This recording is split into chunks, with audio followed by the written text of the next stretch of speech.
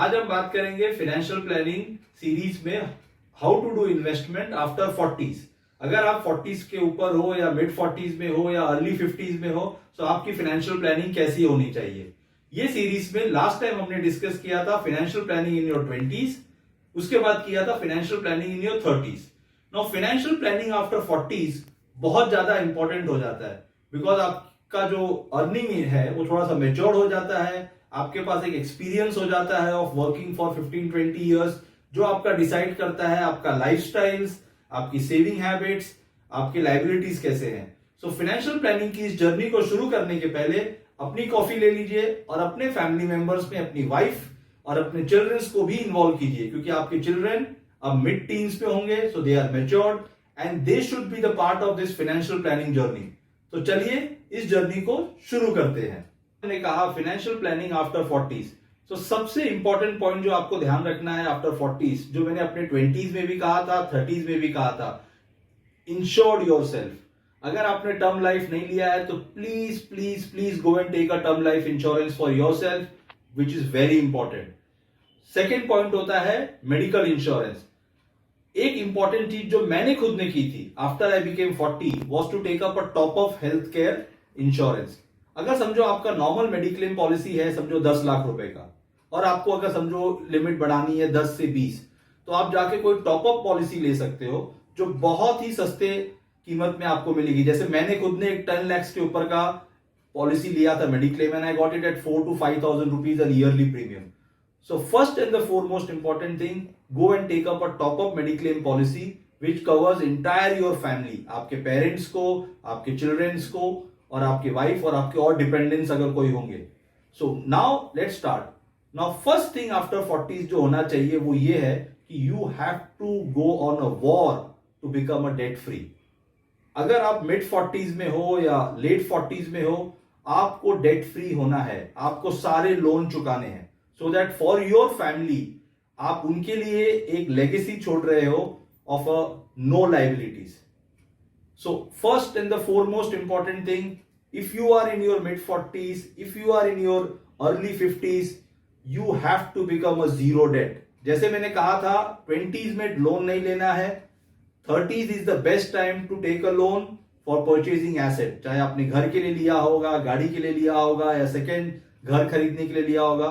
तो जैसे ही आप मिड 40s में आते हो या लेट 40s में हो या अर्ली 50s में हो, you have to become a zero debt, so that आपके फैमिली को पूरा फ्रीडम होगा और आपको खुद को पूरा फ्रीडम होगा to decide your children's higher education, second to set up your retirement policy. So before we go ahead friends, अगर मेरे चैनल को सब्सक्राइब नहीं किया है तो प्लीज सब्सक्राइब कर देना और बेल आइकॉन को प्रेस कर देना, सो दैट आपको ऐसे ही अच्छे अच्छे वीडियोस पर्सनल फाइनेंस पे पहुंचते रहे। तो लेट्स मूव अहेड। अब मैंने जैसे कहा था कि आपको जीरो डेट होना है, क्यों? उसके दो रीजंस है। एक, आपके फैमिलीज में जो आपके किड्स हैं वो अर्ली टीन्स में होंगे, चाहे वो 12, 13, 14 या 18 या 20 इयर्स के होंगे, उनको सपोर्ट करना बहुत जरूरी है। उनको एक फाइनेंशियल फ्रीडम देना है सो दैट वो अपनी हायर एजुकेशन कर ले। इंडिया में हायर एजुकेशन, ये मैंने अपने 30s के वीडियो में भी कहा था, बहुत ज्यादा है। अगर आपके बच्चों को मेडिकल फील्ड में जाना है, इंजीनियरिंग फील्ड में जाना है, डेटा साइंटिस्ट बनना है, प्रोडक्ट मैनेजर बनना है, ऑप्शंस बहुत है, लेकिन कॉस्ट भी ज्यादा है। तो जितना ज्यादा आप सेव कर सको for your children's higher education उतना अच्छा है। इन सम केसेस मैंने देखा है कि जिसको हायर एजुकेशन अब्रॉड में करना है, the cost could be as high as 40 to 50 lakhs। अगर आपको इंडिया में एजुकेशन देना है, से फॉर डॉक्टर्स और फॉर इंजीनियर्स और for good MBAs, that cost is also more than 25 lakhs। So you have to go on a priority to save towards your children's education. ये आपको start करनी है। इसके लिए आपको क्या करना है, आपकी अगर कोई पुरानी सेविंग्स है तो उसमें डिप करना है। अगर आपके पास कोई एसेट्स है, अगर रेजिडेंशियल फ्लैट्स है, सेकेंड फ्लैट जो आपने लिया था जहां पे आपको रिटर्न 2 से 3% आ रहा है, यू कैन लिक्विडेट दैट।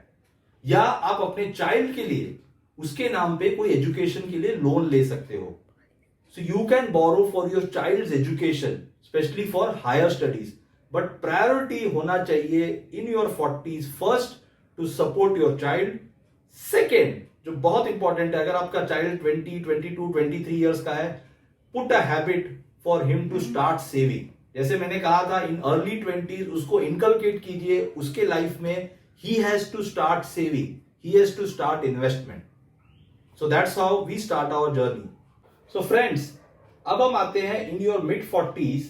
आपको एक और चीज बहुत इंपॉर्टेंट है, इसे ध्यान से सुनना, वो है how to create an emergency fund. Emergency fund क्या होता है कि एटलीस्ट आपके जो 8 to 12 मंथ्स का जो एक्सपेंसेस होता है उसके लिए आपको सेव करके हमेशा पैसा रखना है in form of a liquid cash. Liquid cash मतलब एनी टाइम मनी अवेलेबल, जो आप फिक्स डिपॉजिट में रख सकते हो। सो आपको करना है, आपके पूरे monthly expenses including your EMI जो भी आप पे कर रहे हो उसका 8 to 12 मंथ्स का अमाउंट आपको सेव करके रखना है, so that in difficult times, जैसे हम लोग ने लास्ट 2 साल में देखे हैं काफी लोगों के जॉब लॉसेस हो जाते हैं या सैलरी रिड्यूस हो जाती है, इन difficult times you can support your EMIs, you can support your child's education, and most important you can support your cost of living, और एक living standard को आप maintain कर सकते हो। So after 40s have at least 8 to 12 months of emergency funds which should be kept in fixed deposit in joint name of your spouse or your children, so that they are also able to access this money in case of difficulty। ये बहुत जरूरी है। मैंने last 6 से 8 महीने में देखा है बहुत सारे लोगों ने जो मिड 40s में है या अर्ली 50s में है, they have created this corpus of emergency funds for difficult times. जैसे हमने देखा, आपने चाइल्ड एजुकेशन के बारे में प्लान किया है, इमरजेंसी फंड्स के बारे में प्लान किया है। अब थर्ड एस्पेक्ट आता है, वो है रिटायरमेंट प्लानिंग। बहुत सारे लोग जब वो अपने मिड 40s में होते हैं, अर्ली 50s में होते हैं, तो उनके दिमाग में ये रहता है कि उनकी वर्किंग लाइफ कितनी बची है, या मतलब they go out of trade actually. So उन्हें लगता है कि अब मैं जॉब चेंज नहीं करूं, मुझे स्टेबिलिटी चाहिए, मुझे अपने रिटायरमेंट के बारे में सोचना है। Yes, you are perfectly right. अगर आपने अपने 30s में नहीं शुरू किया है, कोई बात नहीं, you have not missed a bus, you can still start in your 40s, mid 40s या अर्ली 50s में भी आप स्टार्ट कर सकते हो। फर्स्ट थिंग है, आपको जो भी प्लान करना है investment, it should be more towards capital protection. अब आप 20s में नहीं हो, 30s में नहीं हो, तो आपको अपने कैपिटल को प्रोटेक्ट करना बहुत जरूरी है। सो मैं आपको वही स्कीम सजेस्ट करूंगा जहां पे कैपिटल प्रोटेक्शन इज हाईएस्ट। तो पहला होता है पब्लिक प्रोविडेंट फंड। बहुत सारे लोग जो जॉब्स में हैं उनका एक एम्प्लॉय प्रोविडेंट फंड होता है, but I would recommend public provident fund में अकाउंट तुरंत खोलिए। आप अपने नाम पे कर सकते हो, अपने वाइफ के नाम पे कर सकते हो, अपने मेजर चाइल्ड के नाम पे कर सकते हो। You can do an investment up to 15 years. इसका बेनिफिट यह है कि आप 1.5 lakh rupees every year maximum you can invest into this public provident fund, और ये पूरी तरीके से एग्जेम्प्ट है। आपको आज भी टैक्स एग्जम्पशन देगा और on maturity it is fully exempted. So ये एक कॉर्पस आपको पहले क्रिएट करना है। सेकेंड, मैं हमेशा कहता हूं वेल्थ क्रिएशन का बेस्ट ऑप्शन होता है स्टॉक मार्केट्स। मैंने एक रिसेंटली वीडियो बनाया था कि how can you can do a retirement planning, and I will put this video into the link, कि कैसे आप रिटायरमेंट प्लानिंग कर सकते हो by creating an SIP for 20 to 25 years. तो even in your early 40s, अगर आप 40 साल के हो, 45 साल के हो, easily you can do N SIP of 20-25 years, जहां पे आप हर महीने अगर 25,000 रुपए भी इन्वेस्ट करते हो for 20 years corpus, you can create a capital of 20 crores। Yes, अगर आप इक्विटी के म्यूचुअल फंड के एसआईपी में पैसे डालो, even at the age of 45, अगर आप 25,000 के मिनिमम अमाउंट से स्टार्ट करो for 20 years, you can get a retirement corpus of 20 crores, which is a very very good amount considering inflation and everything. So अगर नहीं स्टार्ट किया है, so go and start it today. Next point होता है, काफी लोग अपने mid 40s में डिसाइड करते हैं, उनकी इनकम बहुत स्टेबल होती है, कि they want to go for investments in real estate. अगर आपको रियल एस्टेट में इन्वेस्ट करना है, आपको सेकेंड होम लेना है, या आपकी फैमिली बड़ी हो रही है, आपको ये लग रहा है कि आपकी ग्रोइंग डॉटर्स है, आपको एक एडिशनल बेडरूम चाहिए, या आपको बड़े घर में रहना है, you can go and do it. Suggest take a minimum loan. जितना कम लोन लेके आप इन्वेस्टमेंट कर सकते हो, then only go and do it. Don't take too much of EMI liabilities in your mid 40s या early 50s। That's not advisable. Again I am saying that's not advisable. मैंने start of the video में कहा था, अपने family को loan का legacy मत देना, अपने फैमिली को एसेट्स का लेगेसी देना, सो दैट उनकी फाइनेंशियल फ्रीडम प्रोटेक्टेड रहेगी। अब जो मैं आपको बताऊंगा ये मोस्ट इंपॉर्टेंट चीज है। हम अपनी फाइनेंशियल इन्वेस्टमेंट करते हैं, हम अपनी प्लानिंग करते हैं, हमारा सबसे बड़ा प्रॉब्लम है हम उसे शेयर नहीं करते। मैंने रिसेंटली एक वीडियो बनाया था कि कैसे 82,000 करोड़ का investment in India is lying unclaimed. वो आप वीडियो जरूर देखना, मैं उसकी लिंक डाल दूंगा। आई वॉन्ट, जब आप अपने मिड 40s में होते हो, अर्ली 50s में होते हो, you have to create as a part of your financial planning family investment book. आपको अपने फैमिली के साथ शेयर करना है कि आपके डीमैट अकाउंट में कितना शेयर्स है, आपके म्यूचुअल फंड्स कहां पे इन्वेस्टेड हैं, आपके फिक्स्ड डिपॉजिट्स कहां पे इन्वेस्टमेंट्स हैं। Please please share. In difficult times they should know where the investments are. आपको अपने सारे इन्वेस्टमेंट्स में नॉमिनी क्रिएट करना है, बहुत जरूरी है। As a part of financial planning, financial bookkeeping and sharing information with your family members is very important. इस हैबिट को जरूर कैलकुलेट करो।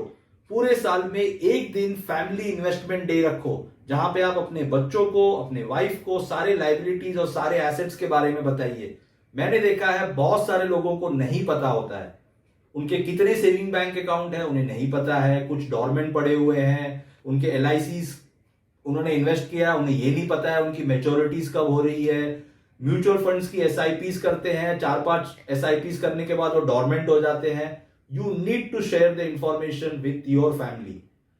Next and most important point ये है कि in your 40s you have to also reskill yourself. Reskill का मतलब क्या होता है? अगर आप 45 के हो, 50s के हो, आप देखोगे आपने जो भी डिग्री ली है, चाहे आप इंजीनियर हो या MBA हो, your time period has gone like 20-25 years।